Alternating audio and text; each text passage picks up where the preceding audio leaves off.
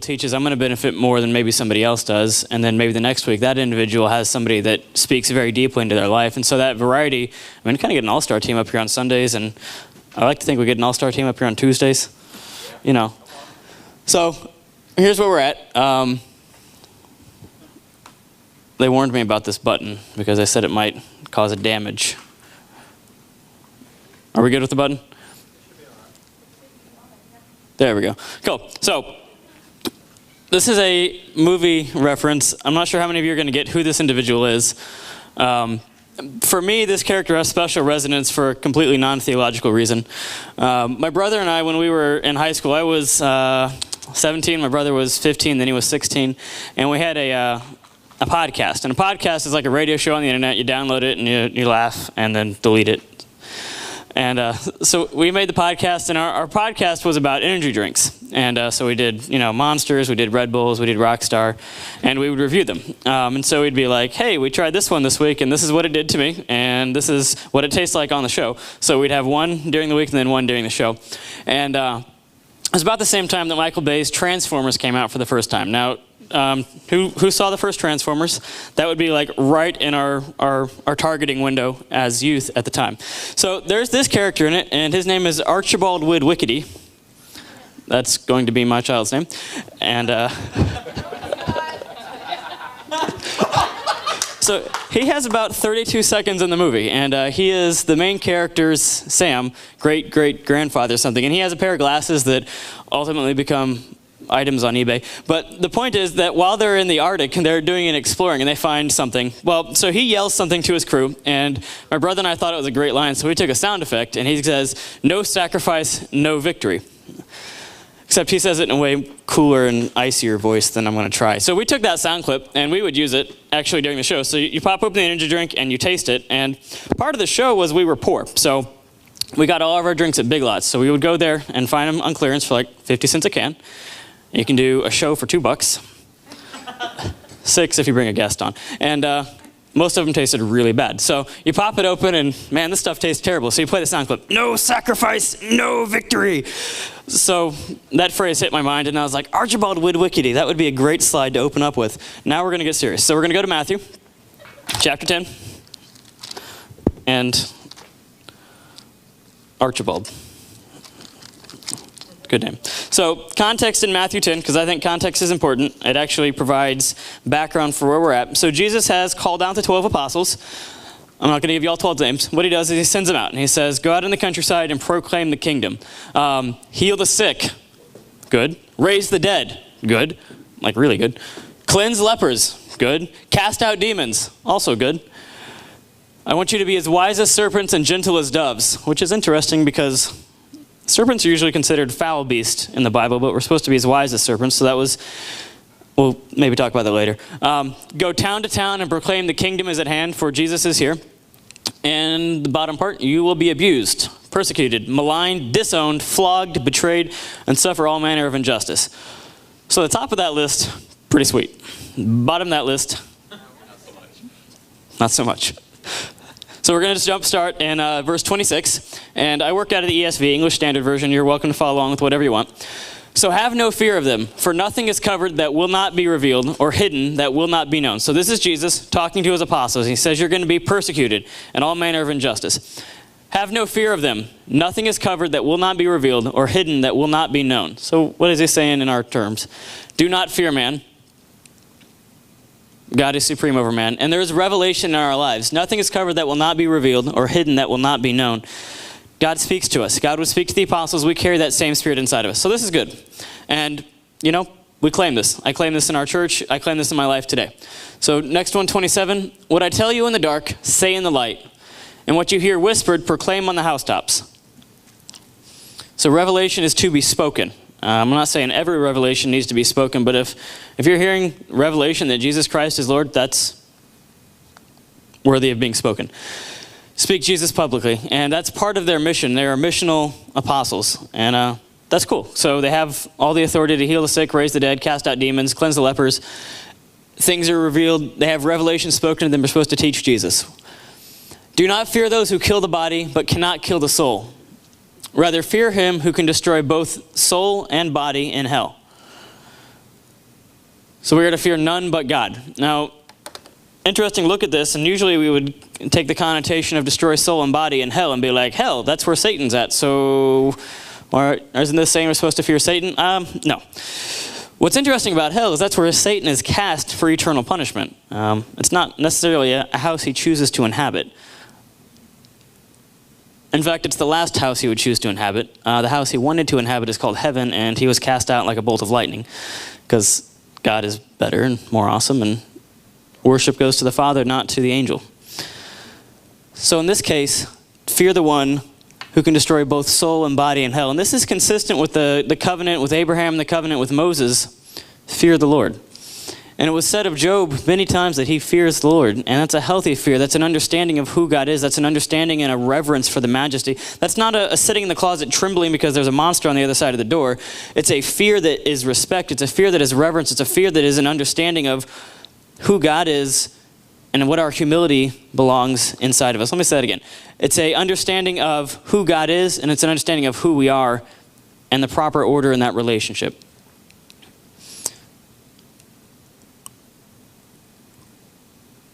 I'm pausing, so if you're taking notes, you can catch up, because I realized I was talking really fast.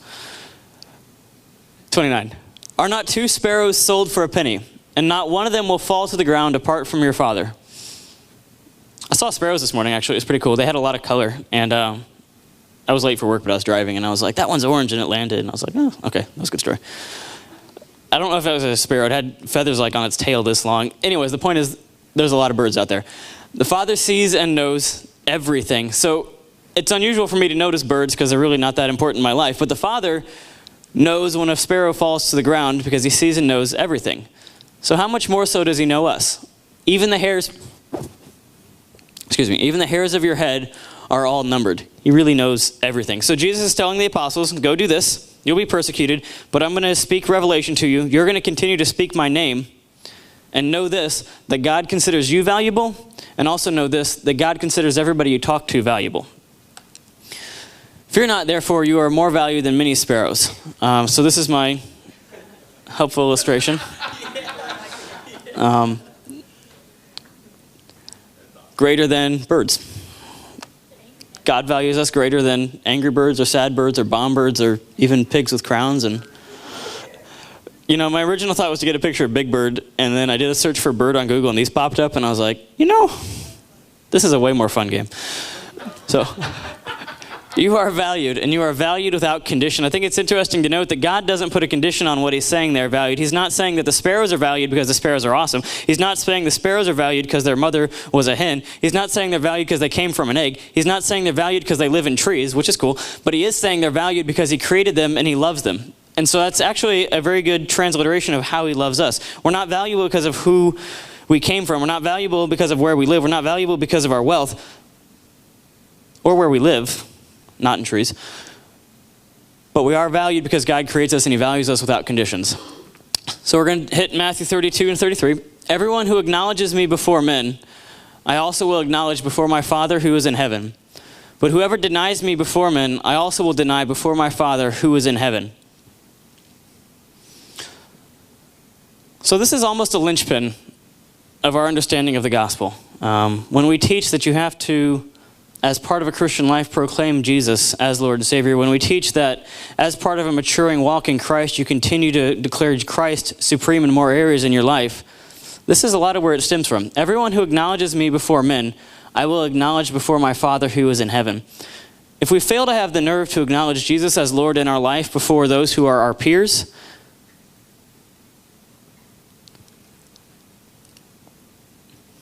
I just stalled out. If we fail to acknowledge those around us, that Jesus is Lord of our life, is he really Lord of our life? If we're not willing to say it, if we're not willing to live it out, there's got to be a check there.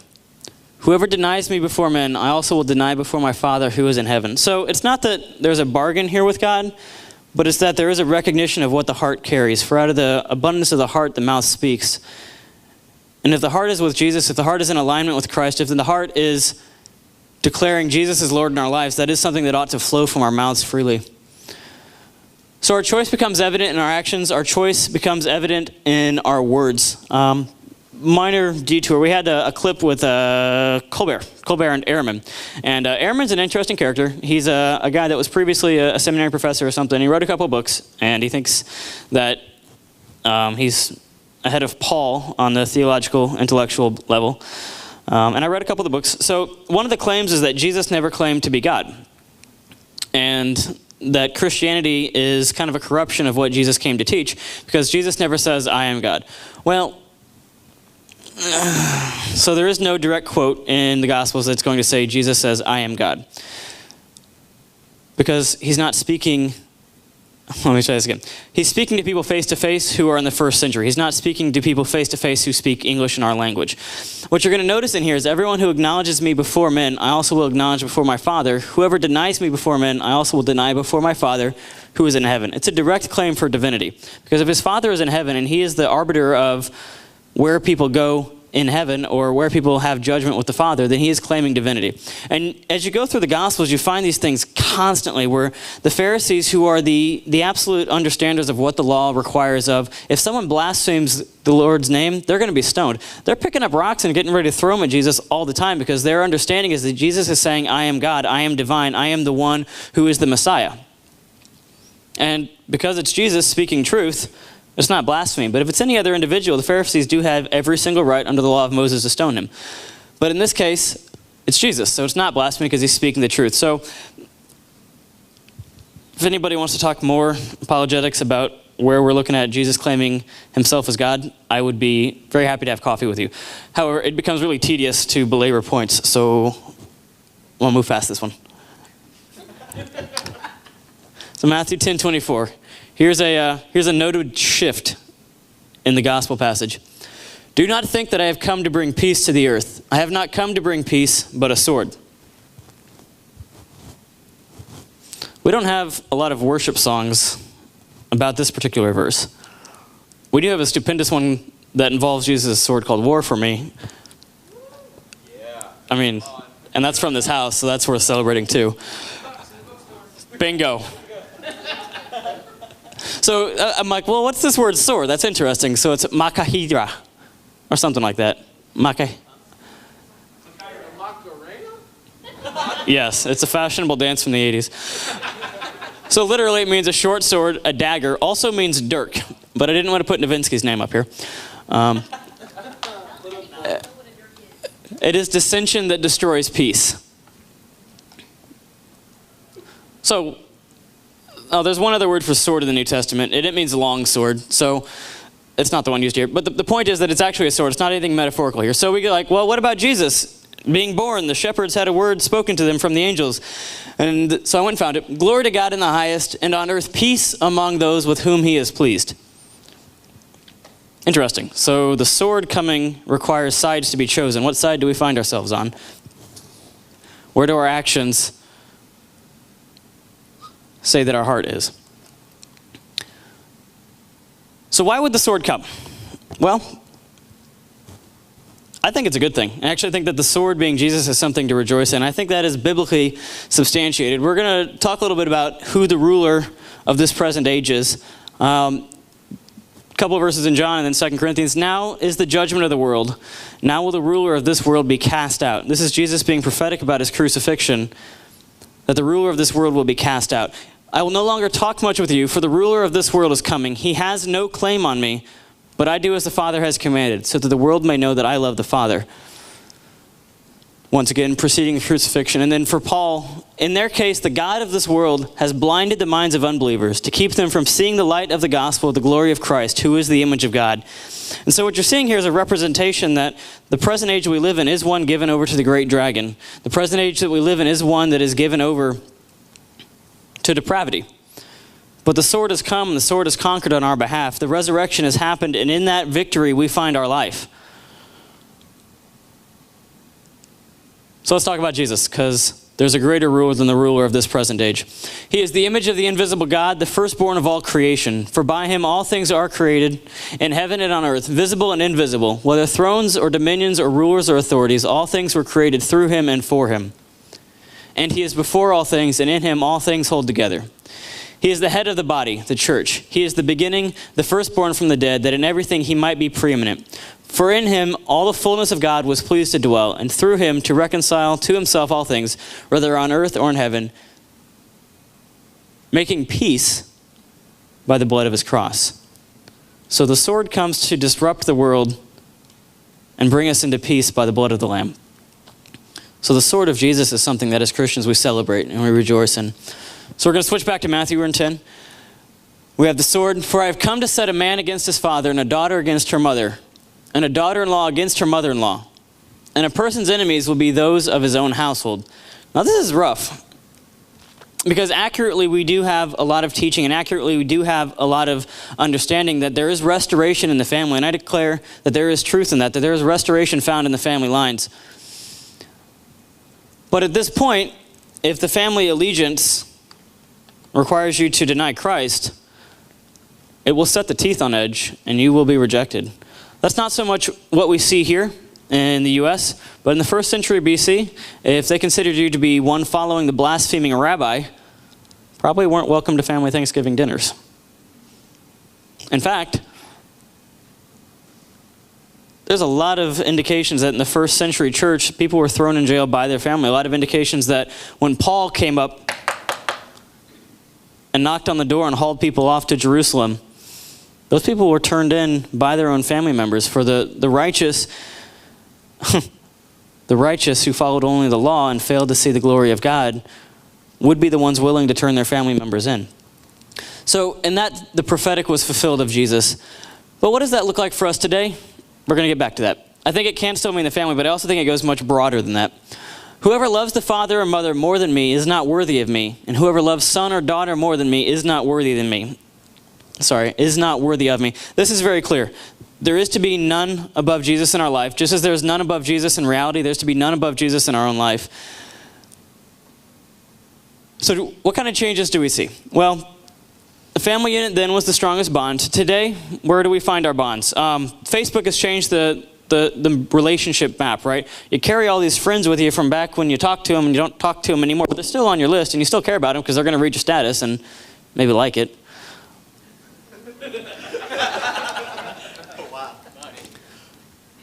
But how many of you know that when you start proclaiming the name of Jesus as a status, you start to slip on the friend meter?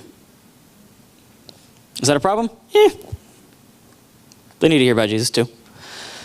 Is it a problem making new friends? Can be, for sure. I submit to you that you're going to find a greater level of friendship in a body like this where there are ideological similarities and you worship the same God and you praise the same King, and those friendships will run much deeper. But that does make it hard to make new friends when there's a gulf in the way you look at the world. When you don't look at the world as about you, but you look at the world as about Jesus, that's going to make fundamentally some relationships more difficult. Relationships at work. How many of you know that coworkers usually don't want to hear about Jesus? And how many of you know that when God opens those doors, we're supposed to walk through it and preach the name of Jesus unapologetically? And I don't mean say, hey, let me tell you about Jesus and I'm sorry if I offend you. I mean, hey, let me tell you about Jesus because you need to hear about Jesus. I'm not saying get yourself fired, but I am saying that relationships at work may suffer as a result. And I'm also not saying go get yourself like as the outcast in your work, because that's clearly not how we're supposed to behave around people. And you can offset that, do some of their work, help them out, be the good guy in the workplace, because everybody wants that. But it's going to put a strain on people, especially if they know you're a Christian and they're trying to avoid you. Hard one. Real hard one. So if we're going to follow Jesus and we want someone to become one with us in marriage and strengthen our walk,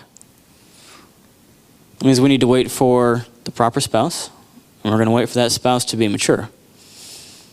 Because maturity matters, and the way you are mature in that relationship builds one another up. And that makes it hard. That means you don't go out and just pick up the first person on the street, throw a ring on there, and say we're done. Because it will be done quickly, and it'll be an expensive end. I got off my rails here. Matthew 10:38. Whoever does not take his cross and follow me is not worthy of me. Oh, we have a couple worship songs about this one because it's actually a really great visual. But what is a cross? It's the only one word in the New Testament. Like, there's only one word for cross. There's not multiple Greek words for cross. It literally means a pole upon which people were nailed and hung unto death, which is rough because nobody wants to carry around an instrument of execution. There's also really no room for it to mean like a nice craft beer or dark chocolate, because it doesn't. It means an instrument of death that people were nailed to. So why would Jesus say that? Why would he say, I come bringing a sword and you need to pick up your cross and follow me as I carry that sword? There's a lot of bloodshed in there. That's okay. Jesus' blood is the best blood ever shed. So 10:38, whoever does not take his cross and follow me is not worthy of me. Our choice is evident once again by our actions, picking up that cross or how we speak to people. And it's not really an accident that it is of death. We already covered that. So 10:39, whoever finds his life will lose it, and whoever loses his life for my sake will find it. So there's death in rejecting the cross. We saw that earlier with souls and bodies being destroyed in hell. But there's also death with the cross, but followed by a resurrection. So there's going to be a death either way, but one of them has a resurrection in the cross of Jesus. And in that resurrection is found a promise of life. In that resurrection is found victory by the sword. In that resurrection is found victory by the blood shed on our behalf. And in that resurrection we find our life. And life more abundantly. It's not just a life that is on this earth, it's a life that is beyond this earth. It's a life that we live in a relationship with the one we were created to live in a relationship for. And that's where we find maturity.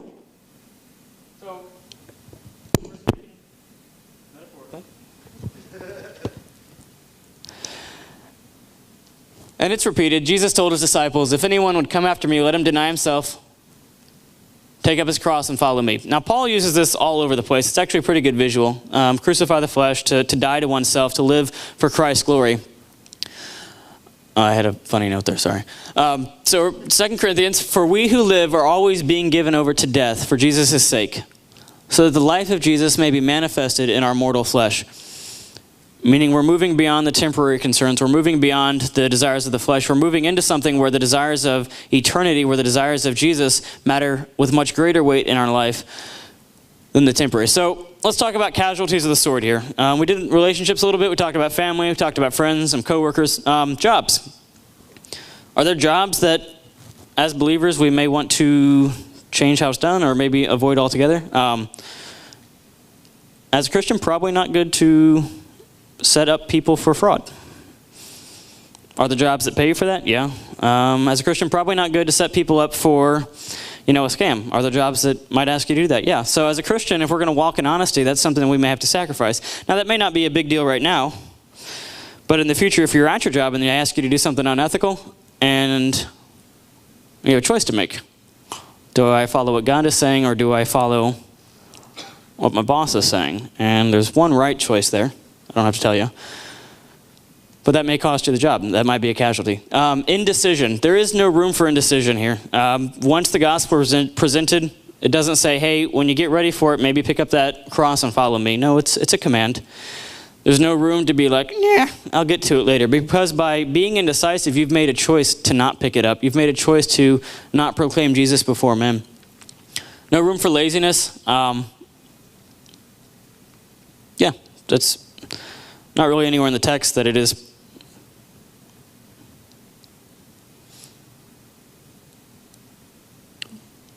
Lost my train, but that means it probably wasn't important. Money. So how do we have to sacrifice our money? Well, some of it's given to the church. Some of it may be at that jobs thing where we put the value in our life of Jesus above the value of money in our life. And the pursuit of wealth is not the end all.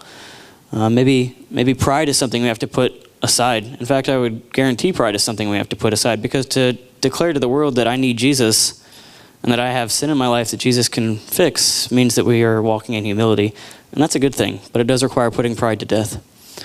Does it require time? Oh yeah, walking with Jesus requires time, but once again, the resurrection life from that time sacrifice is more than rewarded. Do we sacrifice comfort? Oh yeah, Sam actually had a great example, because she got up here and she said, I'm doing this because it pushes me out of my comfort zone. I'm doing this because it makes me uncomfortable. And maybe we're not comfortable telling people about Jesus, but it is something that we ought to be doing. And maybe we sacrifice peace with the world. I'm not saying run around making enemies, but it's clear in the text that when Jesus is proclaimed, the ruler of this world will probably lash back out, and we have to be ready for that. this isn't the ending I wanted, so we're going to go to John 9. Yeah, I put it up there, and then we're driving here. I was like, I had a better ending in mind. Why didn't I put that one up there? So we're going to John 9. And I'm doing this one because I like stories. And people remember stories, and I remember stories. So where are we at? Oh, no, it's not John 9. That's exciting. So this is what happens when Robert doesn't make extensive notes on what he wanted to talk about. All right, it's a story you're familiar with, so we'll get to it later. Jesus is on one side of a lake. They're sailing across with the apostles, and all the people in the surrounding hillside recognize, hey, Jesus is coming to shore. Let's all follow him. And Jesus lands, and he has compassion, and people are healed. Like, people are healed. And the crowd grows, and the crowd grows, and the crowd grows. And so we're actually looking at over 5,000 people, because there's 5,000 men in the text, but they have women and they have children. And, I mean, you extrapolate that, 2 children and a woman for every man, you're at 20,000 people standing on the bank of a sea looking about. And they're hungry because it's late, and they've been there all day watching healings. Now, how many of you know watching a healing happen is amazing, but how many of you know that's not